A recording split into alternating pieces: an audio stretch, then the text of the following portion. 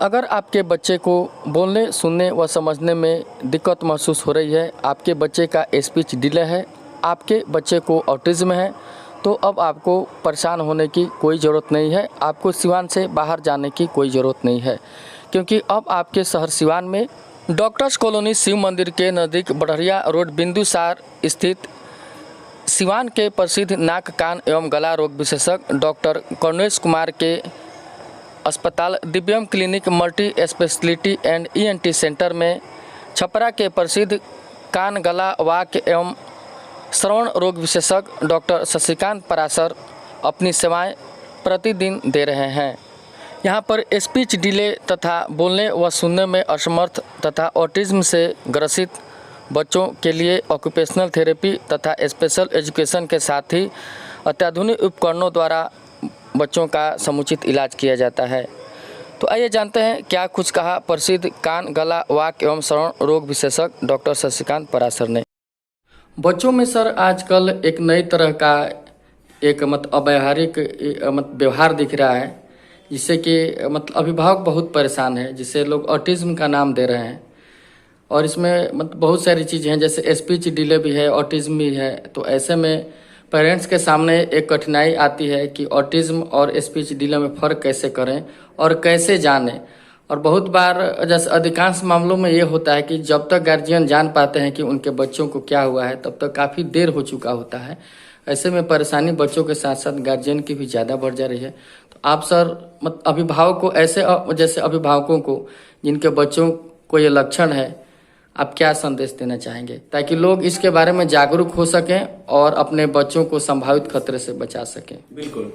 सबसे पहले मैं आपके सभी दर्शकों को मेरा नमस्कार। मैं डॉक्टर शशिकांत पराशर, और जैसा कि आप बात कर रहे हैं ऑटिज्म पे, ऑटिज्म एक बहुत ही गंभीर समस्या है आज के समय में। और ऑटिज्म के कारण बच्चे प्रभावित हो रहे हैं, जिसको आम भाषा में हम लोग स्वलीनता भी कहते हैं। तो हम लोगों ने सिवान जैसे शहर में, जहां ऐसे बच्चे निकल रहे थे जिनको ऑटिज्म से सफर कर रहे थे, या और भी डेवलपमेंटल डिसऑर्डर्स बहुत तरह के थे हैं, जो अभी बच्चे डाउन सिंड्रोम के हैं, मेंटल रिटार्डेशन के हैं, जिनको हकलाने की समस्या है, तुतलाने की समस्या है, मंदबुद्धि बच्चे हैं, जिनको सुनने में समस्या है, जो बहरे बच्चे हैं जो सुन नहीं पाते हैं, उसके कारण उनका स्पीच डिले हो जाता है, बोल नहीं पाते हैं। तो वैसे सभी तरह के बच्चों की complete therapy, speech and language therapy, occupational therapy, psychological evaluation and therapy, ये सारी चीजों का हम लोगों ने यहाँ पे व्यवस्था किया है, जो पिछले 4-5 सालों से हमारा सिवान में ये चल रहा है। और हजारों लोगों को बेनिफिट मिल रहा है और मिल चुका है पहले भी। अब बेहतर परिणाम दे रहे हैं हम लोग। इसमें देखिए, इसमें रोल थोड़ा पेरेंट्स का भी होता है। जब उन्हें पता होना चाहिए कि किस तरह के लक्षण हैं, और कभी भी कोई अस्वाभाविक या अव्यवहारिक लक्षण दिखे तो उसी समय अलर्ट हो जाना है। और उसके लिए एक कैंडिडेंसी होती है कि अगर 5 साल के पहले आपको कभी भी लगता है कि कोई भी विपरीत व्यवहार दिख रहा है बच्चे में, या क्योंकि हमारे घर में 2-4 बच्चे रहते हैं, या हम सब अपने समाज में बच्चों को देखते हैं, उनका व्यवहारिक जो रूप होता है वो सामान्य होता है। और अगर आपके बच्चे में थोड़ा सा भी बदलाव दिखता है तो उसमें देर नहीं करना है, उसमें आपको तुरंत उसके विशेषज्ञ से मिलना है, ठीक है, और मिलके और उसका ट्रीटमेंट के लिए अप्रोच करना है। तो ये बहुत ही जरूरी है कि लक्षण की पहचान करें। लक्षण तरह तरह के हो सकते हैं। बच्चा आप पे ध्यान नहीं देगा, आपकी बातों पे ध्यान नहीं देगा, आपकी बातों को इग्नोर करेगा, ठीक है, अपने आप में रहना चाहेगा, हैंड फ्लैप करेगा, अपने कानों को ढकेगा। जो बहरे बच्चे हैं वो सुनेंगे नहीं तो उनमें बोलने का विकास होगा नहीं, क्योंकि स्वाभाविक तौर पे स्पीच तभी डेवलप होगा जब हम सुनेंगे ही नहीं तो कोई भी भाषा सीख नहीं सकते हैं। हम अपने एटमॉस्फेयर से ही, अपने वातावरण से ही, अपने परिवेश से ही, अपने समाज से ही जो चीजों को लेते हैं, उसी को लेके हमारे डेवलपमेंट जो है हम लोगों का होता है, जिसको स्पीच एंड लैंग्वेज और कम्युनिकेशन डेवलपमेंट की बात होती है। तो ये सब चीजें बहुत जरूरी हैं। अच्छा, एक सवाल सर आता है कि कई लोग यह जान करके भी उनके बच्चों के अंदर ऑटिज्म के लक्षण है, स्पीच डिले है, तो कई ऐसे उनके परिचित जो हैं उनको सलाह देते हैं कि नहीं, उनके रिश्तेदारी में एक लड़का था 7 साल में बोला था, किस जैसे कोई 6 साल में बोला था। तो इस स्थिति से उस मतलब पेरेंट्स को उबारने के लिए आप क्या राय देंगे? देखिए, अब ये पुरानी बातें हो गई। आज जमाना, आज मेडिकल साइंस इतना उन्नत हो चुका है कि अब इन सब बातों की कोई जगह और कोई गुंजाइश नहीं रह गई है। पहले ये सब बातें होती थी, पहले आप सुनते थे ना कि पपीता और अनानास खाने से प्रेगनेंसी पे असर पड़ता है, लेकिन आज भी उसका कोई साइंटिफिक रिसर्च सामने नहीं आया है। ये हम नहीं कर रहे हैं, डॉक्टर शांति राय जो पद्मश्री शांति राय मैडम है उनका कहना है कि हमने तो कोई किताब ही नहीं पढ़ा, ऐसा है कि नहीं। उनका स्टेटमेंट मैंने कहीं सुन रहा था। तो बहुत ऐसी बातें हैं जो पुरानी बातें हैं, हो सकता है कि इसका कहीं ना कहीं कुछ असर हो, लेकिन इस सारे केसेज में तो नहीं हो सकता है। आज जमाना कहीं और किसी और दौर में जा रहा है। पहले के समय में ज्वाइंट फैमिली होती थी, आज के समय में ज्यादातर न्यूक्लियर फैमिलीज हो रही हैं। आजकल मदर फादर बच्चे के जो पेरेंट्स हैं सब वर्किंग हैं, एक वो भी असर डालता है। आजकल हम अपने बच्चे को समय देने से कतराते हैं, ये स्वाभाविक बातें हैं। हम मोबाइल दे देते हैं, हम अपने कामों में लगे हैं, हम फोन पे लगे हैं बच्चे। अच्छा, मोबाइल सर कितना खतरनाक है ऐसे बच्चों का? मोबाइल भी बहुत खतरनाक है, वही मैं वहीं आ रहा हूँ। तो मैं यही बता रहा हूँ कि आजकल इन सब चीजों को अवॉइड करना बहुत जरूरी है। अगर आप मोबाइल को अवॉइड नहीं करेंगे, वर्चुअल रियलिटी जैसी चीजें डेवलप हो रही हैं। आप अगर आज के डेट में टीवी अवॉइड नहीं करेंगे, बच्चे कार्टून देखते हैं, उसी के कैरेक्टर को अपने आप में अपनाने लगते हैं। तो ये सब चीजें जो है ना बहुत ही असर डालती है। कहने का मतलब है कि 7 साल में मेरा बच्चा, फलाना का बच्चा 7 साल में बोला तो हम भी 7 साल तक इंतजार कर रहे हैं। नहीं, अब वो समय नहीं है। आप 7 साल तक इंतजार नहीं कीजिए, क्योंकि आपको ये समझना होगा कि बच्चे में भाषा का विकास 5 साल तक हो जाता है ऑलमोस्ट। ठीक है, 90% तक हम लोग मानते हैं कि भाषा का विकास हो जाता है। तो अगर ये समस्याएं और ये लक्षण आपको दिखती है तो आप 5 साल के पहले अप्रोच करेंगे तो उसमें बहुत हद तक, या कहें तो 100% तक भी सुधार की गुंजाइश होती है।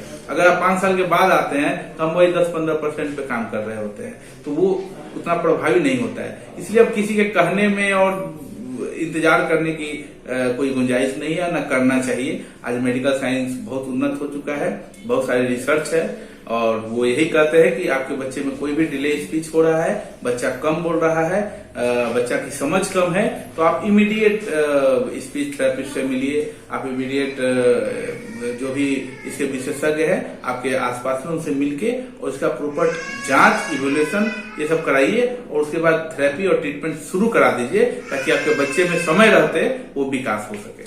अच्छा, सिवान में सर इस तरीके की कोई व्यवस्था नहीं थी, लोग परेशान होकर के दूसरे शहरों की ओर भागते हैं, जहां उन्हें तमाम तरह की परेशानियों का सामना करना पड़ता है। जैसे कि वहां पर जैसे रहने की व्यवस्था, बच्चे जो है जगह बदलते हैं तो 2-3 महीना लग जाता है सेटअप वहां होने में। बिल्कुल। तो ऐसे में सर जो आप मतलब जैसे सिवान में ये जो स्पीच थेरेपी और जो भी थेरेपी बच्चों को जैसे चाहिए वो शुरू की गई है, तो सर कब से यहाँ पर चल रहा है और क्या सर यहाँ का रिजल्ट रहा है? और बिल्कुल, देखिए पिछले 4 सालों से हम लोग यहाँ पे इस चीज को लेके आए। स्पीच थेरेपी का एक सेंटर हम लोगों ने तैयार किया है यहाँ पे, जहाँ पे ऐसे खास करके ऐसे बच्चे, और केवल स्पीच के ही नहीं, हम लोग के पास बेरा टेस्टिंग की भी फैसिलिटी है, जो अत्याधुनिक मशीन है, जिससे हम लोग बच्चों में ये जांच कर लेते हैं कि स्वाभाविक तौर पे क्या आपका बच्चा सुनता है या नहीं सुनता है।